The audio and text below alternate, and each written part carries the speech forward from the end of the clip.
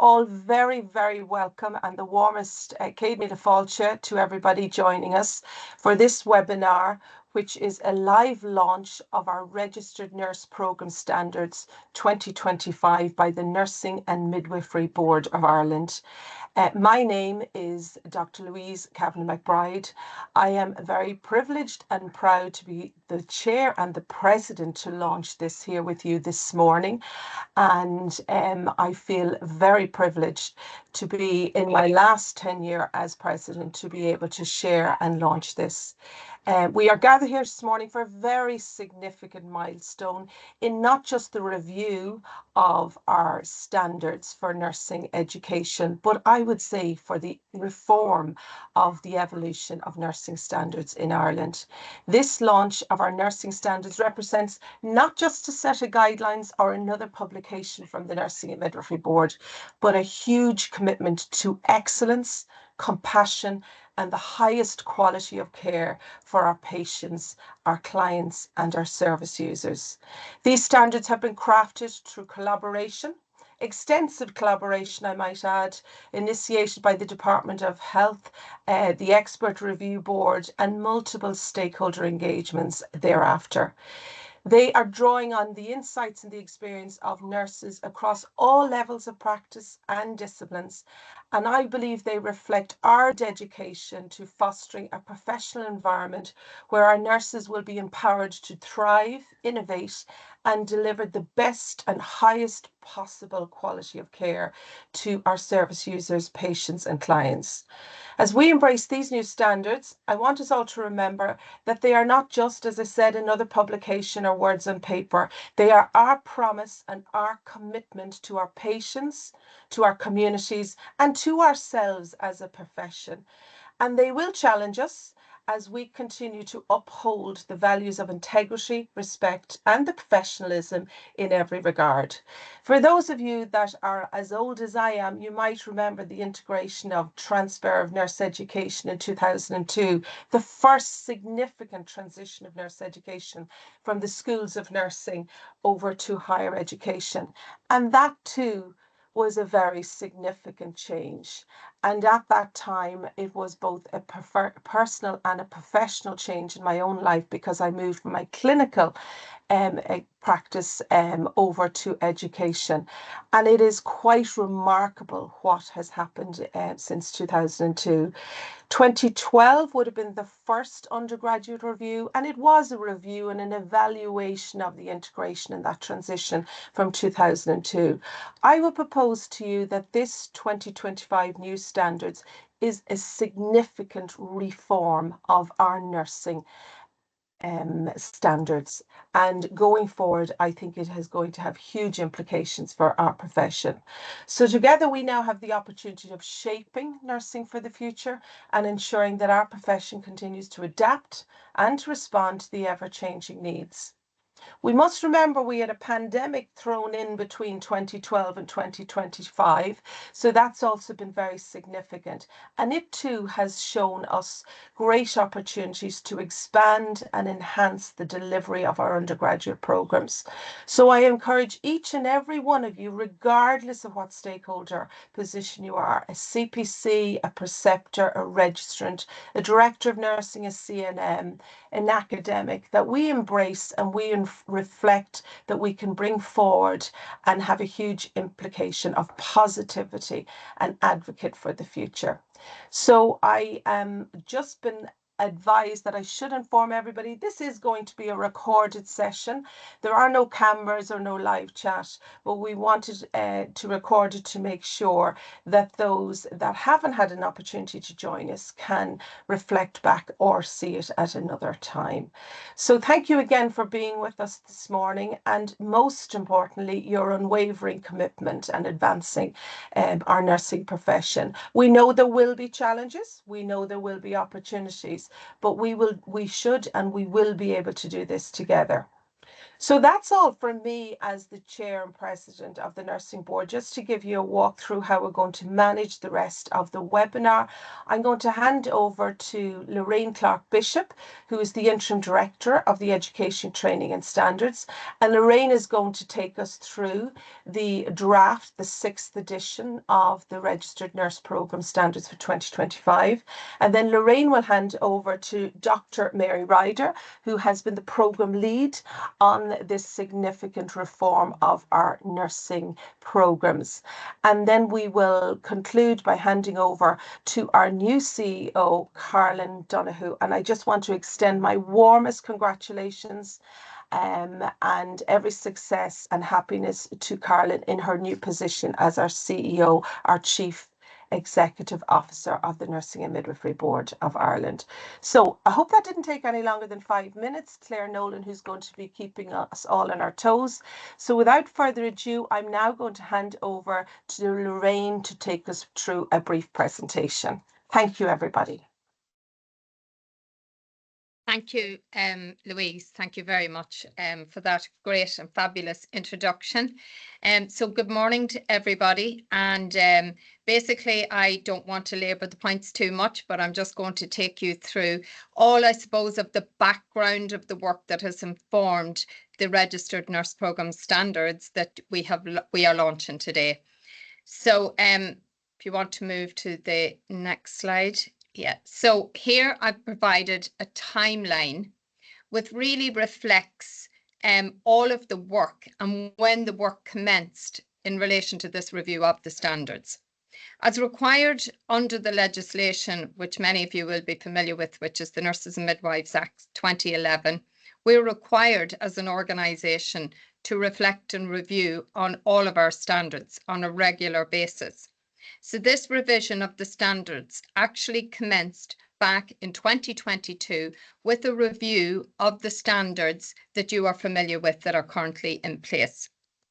This was a commissioned review to consider the current standards in the context of healthcare policies, international standards, evidence-based literature, and to include, as you can see as indicated, broad stakeholder engagement. There has been ongoing stakeholder engagement throughout the process that you can see as indicated on the timeline. You want to go to the next slide? Thank you. So as an organisation, NMBI were tasked to address the following 3 recommendations that were made from the expert review body in 2023.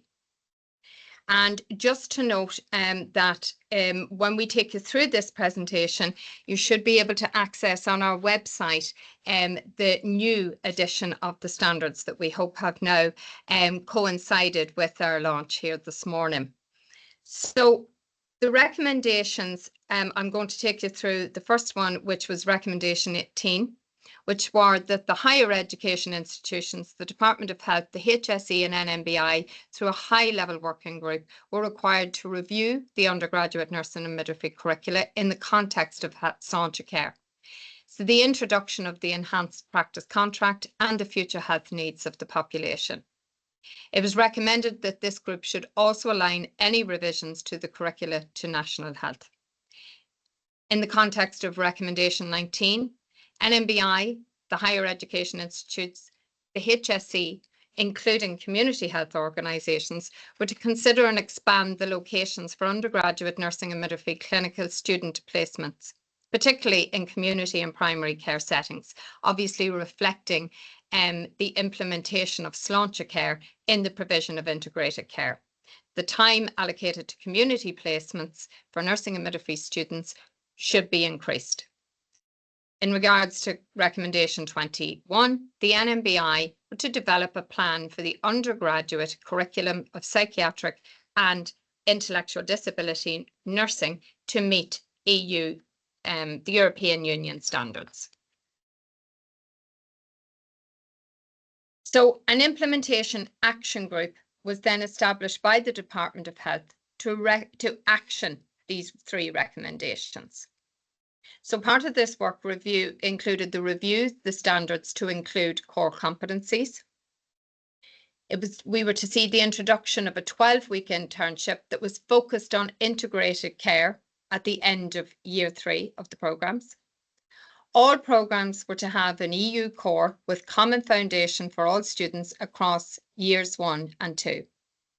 Practice learning was to be extended to areas where health and social care occur, and we were advised to realign the standards to ensure that EU requirements are met for mental health and intellectual disability nursing.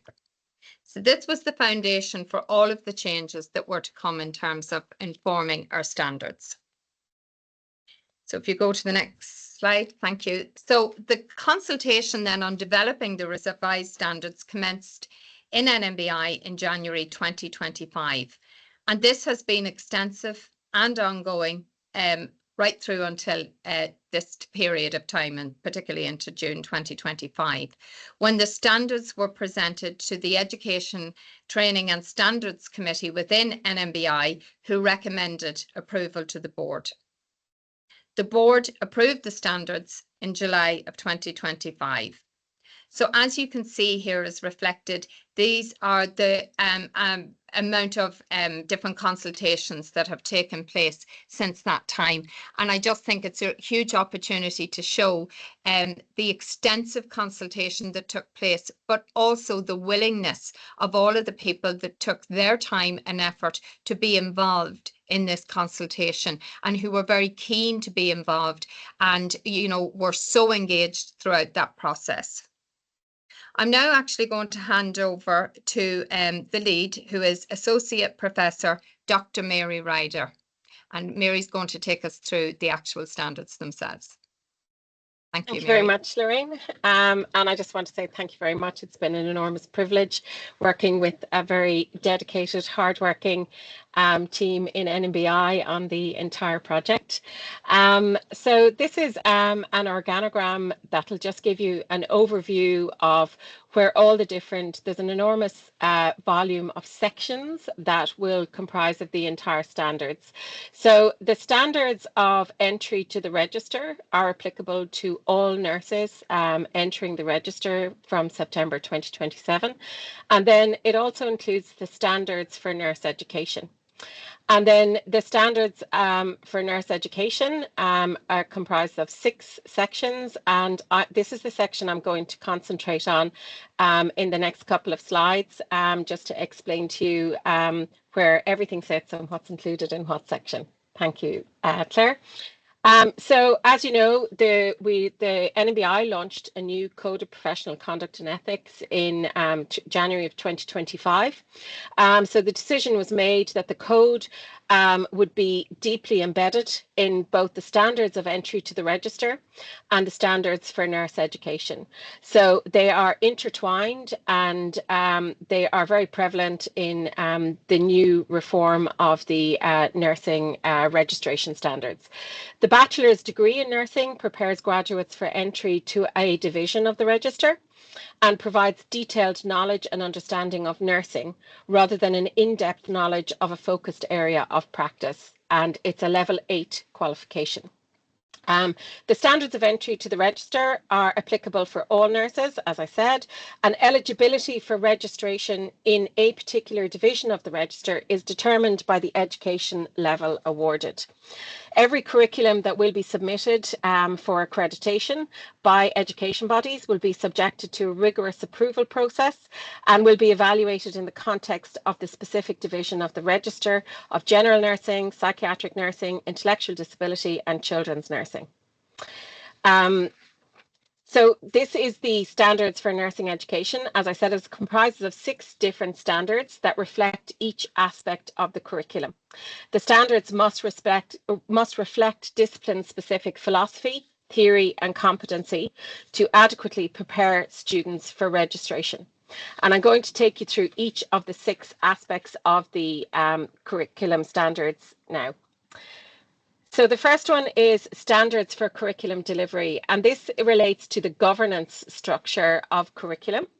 There are 21 standards in this, and by the way, the standards are to go live in time with this webinar. So they commence on page 26 if anybody is online and would like to refer to more detail. So there's 21 standards, as I said, and they relate to the governance, the quality assurance, the monitoring and the accreditation of the nursing curricula. They are the responsibility of the education bodies, and they include the application of a learner-centred teaching pedagogy, the oversight of the qualifications, appropriate qualifications of teaching staff that will be teaching and supervising students, and the quality structures and processes related to the education body and the curriculum. And it is recommended, it's included in the standard, that there is inclusion of stakeholders in curriculum design, and stakeholders would also be inclusive of service users and students. They're also to include the determinants of health and communication skills. And I'll move on then to the standards for curriculum content.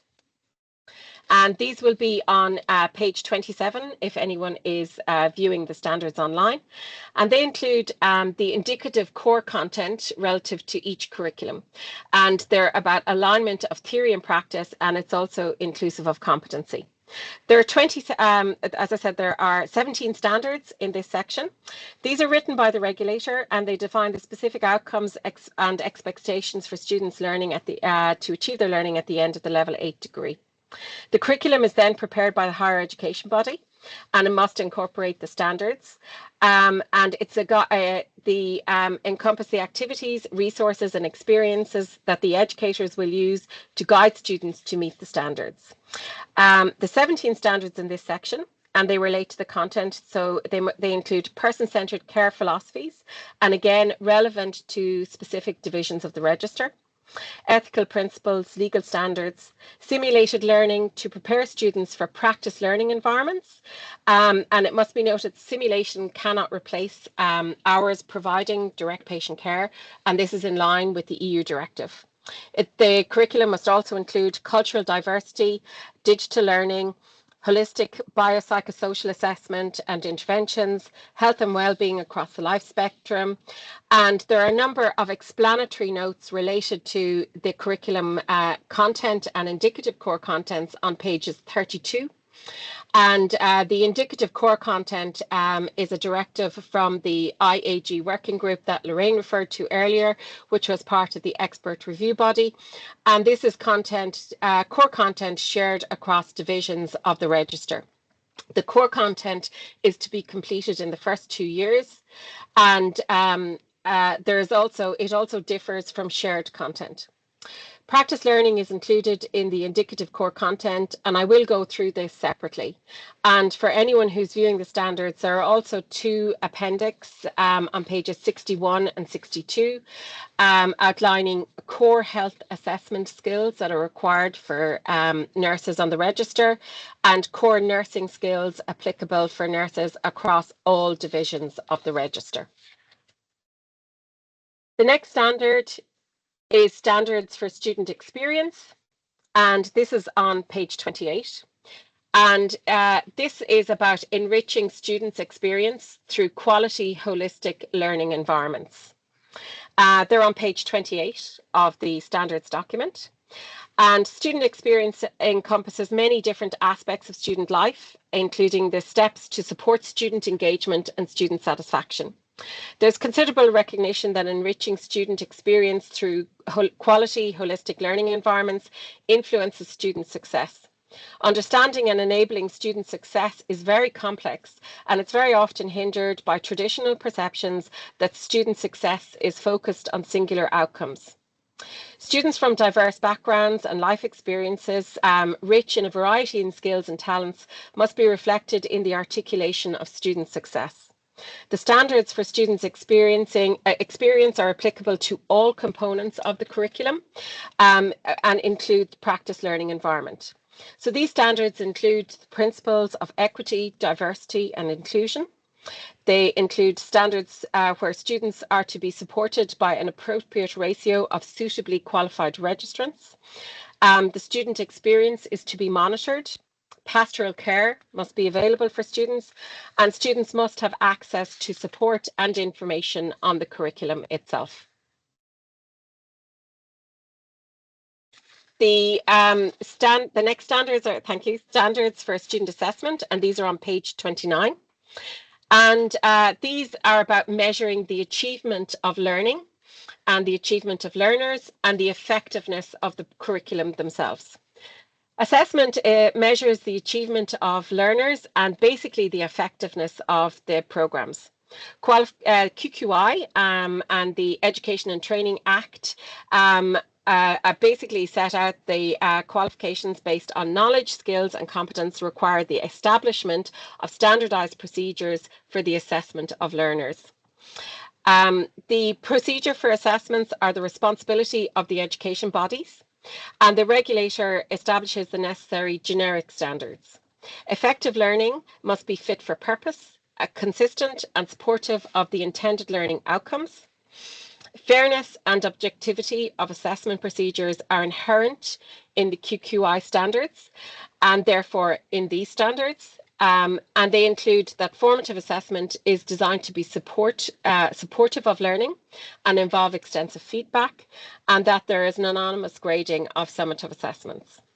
Assessments of intended learning outcomes must inform decisions that concern the learner's progression through various components of the programme. The standards for student assessment are applicable to all components of the curriculum, both theoretical and practice learning. There are 10 standards here, and they include student progression, assessment strategies that are outlined in individual education bodies. Students and preceptorship assessments in practice learning environments are also included in here, and the burden of assessment is fair for students across the curriculum. The next standard then is standards for supervision of students in practice learning environments, and this is new to the standards in the Irish context. And this focuses on developing partnerships for student engagement and also inclusive of discursive reflection. So these are on page 30 of the new standards document. And standards for supervision in practice learning environments set out the roles and responsibilities of preceptors to ensure that our students receive high quality learning and support throughout supervision. The purpose is to enable students to learn, to be competent through safe, effective practice. Standards for supervision improve consistency across all practice learning environments and the expectations for preceptors and assessors. Standards ensure a high quality support and supervision for nursing students and promote a positive and effective learning experience. Developing partnerships with students is a significant driver for student engagement, resulting in deep learning and the development of critical skills, persistence, and ultimate success. The evidence from both nursing education and education in general strongly supports that strengthen student engagement enhances student success. Engagement includes actions that enhance students' self-belief, autonomous activities, effective learning, participation, fostering learning relationships, challenging abilities, adopting welcoming cultures, and adapting to challenging expectations. The standards for supervision in the practice learning environment have been developed from evidence to support student learning in practice. There are 9 standards in this section, and they include supervision by a registered nurse, an identified assessor, required supernumerary status, and the practice learning environment must support students to meet the skills required to address the complex needs of practice learning environments and developing appropriate communication skills. And the learning environment must adopt a culture that values students and demonstrate a readiness to teach. And page 40 in the document provides a table with an overview of the process to assess competence in practice learning environment. And it outlines the actions, the personnel required in each stage of competence development, competence identification, and competence assessment. The next standards then are standards for assessment of students in practice learning environments, and this is related to a competency portfolio. And this is on page 31, and as I said, these are in conjunction with the standards for students assessment. So there are 11 standards in this section, and they include details where students can avail of 2 attempts at an agreed competency assessment in a practice learning environment. And if they're unsuccessful after an opportunity of remediation, it's then forwarded to the education body in line with their moderation and remediation processes. The students are responsible for gathering their own information for portfolios, and the portfolios then are submitted for competency assessment with 2 registrants, one from practice learning environment and one from the education body, at the end of each year, to determine that all competencies at the relevant level have been achieved to allow the student to progress to the next year. There are more details again in this on page 36 in relation to the competency for practice. Next slide, please. So this table outlines the standards for competency for students across each year, and it's also then mapped to the required level of supervision for students across the years.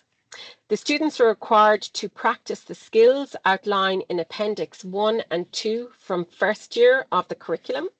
And page 39 in the document then also outlines the acceptable evidence that is required to demonstrate competence. Next slide, please. Now, this is on the right-hand side. I know it's a little bit difficult to read, but this is in the document, obviously in a lot more detail. And this is the theory and practice learning. That's a directive from the IAG.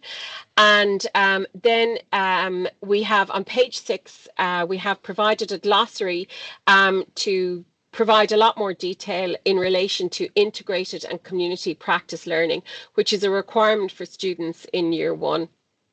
So there's a glossary of terms here, and as I said, the practice learning environment is described. So community and primary care settings, as referenced in the expert review body report, include all nursing and midwifery services in the community that are publicly funded. And for our undergraduate curriculum, it's defined as low risk and low acuity care and services.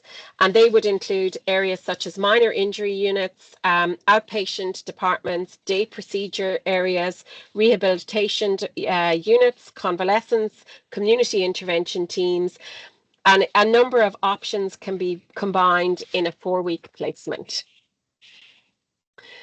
And next, and thank you. And discursive reflection then is detailed on page 41 of the document. And this is where reflection facilitates the integration of theory, practice, and experiential learning, and is considered a competency for continuing professional development in nursing. Reflective practice is used in nursing education. It's used in simulation and in practice. It's designed to promote student learning of skills development and self-awareness in the complex dynamic health situations. Quality reflective practice is either written or spoken using an evidence-based framework, and it results in the integration of theory and practice and subsequently improves practice. In the practice learning environment, discursive reflection is an opportunity to support learning through discussions, explaining how knowledge and experience led to the critical responses during an event. Students must understand and apply multiple modes and frameworks of reflective practice to achieve competency in the curriculum. And I will hand you over to Lorraine, who will take you through the next steps of the standards. Thank you.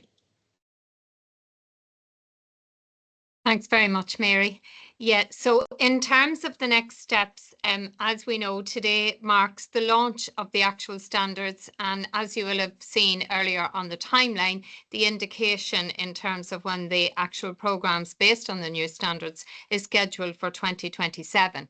So there's plenty of work. And as Dr. Louise McBride, our president, noted earlier, there's plenty to do, and there is still more to do.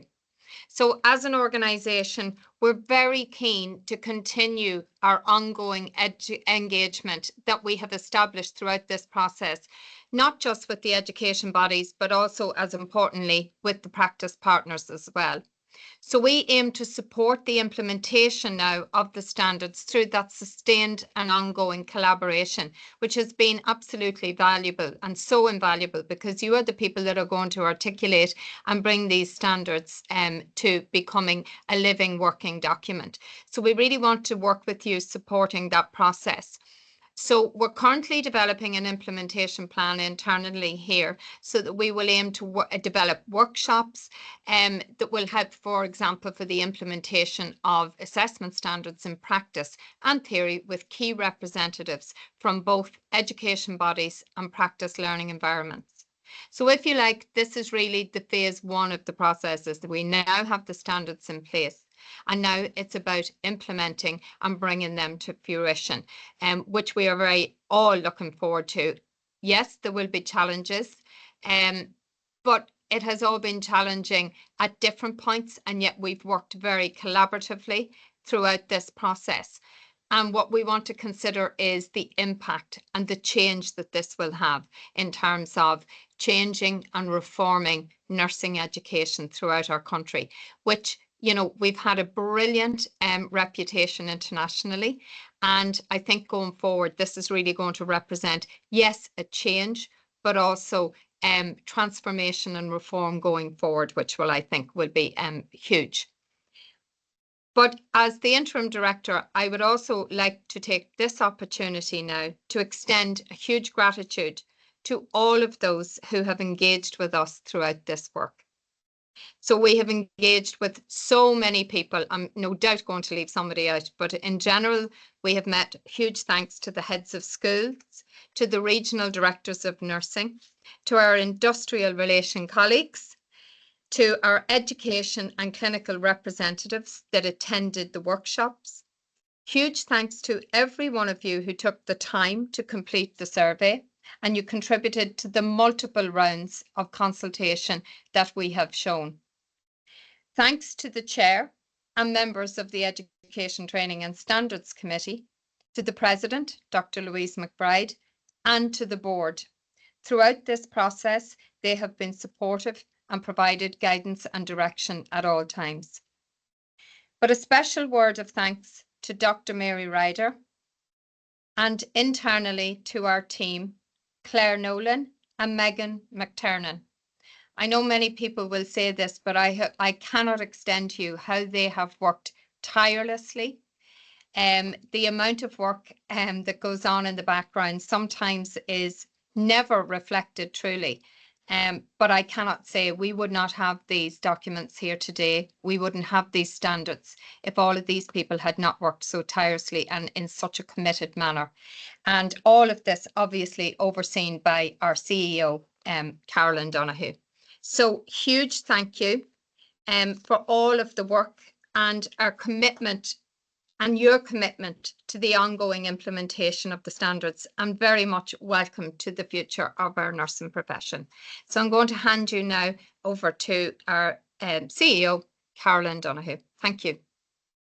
Many thanks, Lorraine. So this is really just a wrap up to say the standards are now live. I think the website actually crashed at the start because there's such activity and volume going towards them, but that has been remedied. So if you go back on again, they should be there, and if not, go back on in maybe 5 or 10 minutes, but they are live on the NMBI website. So you can download a copy. Just to say this, as our president, Dr. Louise Kavanagh McBride, has said, this is reform. This is an absolutely huge step for the nursing profession. And it is timely because, as we've seen through the policy reform that is going on, and the expert review body has said, nursing needs to move forward because our populations are different, and we need to make sure that we have a profession that is fit for the healthcare needs of the population going forward. So I feel, as part of this, starting with the RunMe team of researchers, which were from multiple universities, again led by Dr. Mary Ryder as the principal investigator, but also we have had multiple universities in Ireland and overseas, with the expert review group of our clinical partners, our trade union partners, and all of the the multiple stakeholders, a huge piece of research came out saying we needed to change things. So NMBI have really taken up that mantle and have listened to the evidence base in the research. The Department of Health have led a huge piece of work which has also led into the changes that we see. So it's through the expert review body work and the action groups there, and the work of the action group number 1, IAG number 1 in particular. They have shown us that this is what is required in the new reform for health population. So this is really important that this has been reflected, and we have absolutely taken on board all of the work from a policy direction. So these standards are very aligned to health policy for the future, and that's launching care piece. So this has really helped with the integration of EDI, equality, diversity and inclusion, and that integrated care piece. From that, the difference in these standards really looks at health and wellness through the continuum to illness. And that's where we have now flipped that the students in particular are pushed in year 1 and year 2 to look at health and wellness and population health across the spectrum of life and the people that we look after from a health perspective. And also we have a really good, nice focus now on digital health and generative AI. And again, this is something that is certainly at the heart of our president. And she's very keen to make sure that we included this, and we absolutely have. And again, using that biopsychosocial model. So it's not the medical model anymore. And we very, very clearly have stated that it's biological, psychological, social, the holistic care of people. And that's what nursing can bring. And that's the value that we add to the health service. And that therapeutic relationship is hugely important in the standards that you would see. One of the final things that I think is really good about this set of standards is the standards for student experience. Again, it's not that it's new, but it's very explicit now, and it's very clear that the student is at the centre of this programme. We've built it based on health policy and the public and the patient needs, but the student is very much embedded in this. And the students in particular, we've had feedback from them saying that they are really pleased to see that, and they feel that we've listened to them also. So just finally to thank, in particular, our 2 leads, Dr. Mary Ryder and Lorraine Clark-Bishop, as the leads for this, to push that team really far and to, really see, could we get the best product we can that will leave it flexible enough for the future. So the gauntlet is now with our education bodies and with our practice partners and the Department of Health and us as regulators to all work together over the next 2 years to make sure that the students that come in and sit in those classrooms in September 2027 are excited to start the new curriculum. So as Lorraine has outlined, there will be a plan of support, and again, we look forward to seeing what are your needs, what do you want from this, and we will help to support that, and we will together, I think if we collaboratively continue to work together, we will definitely get there, and therefore the public will get the nurse that is ready for the future. So just to say thank you very much to everybody, to all of the stakeholders, and to our board and the Education, Training and Standards Committee for approving these reformed standards and requirements for undergraduate nursing education. And we look forward to working with you in the future. So that's it. I'll say goodbye and thanks a million. We've 5 minutes left to go, so you can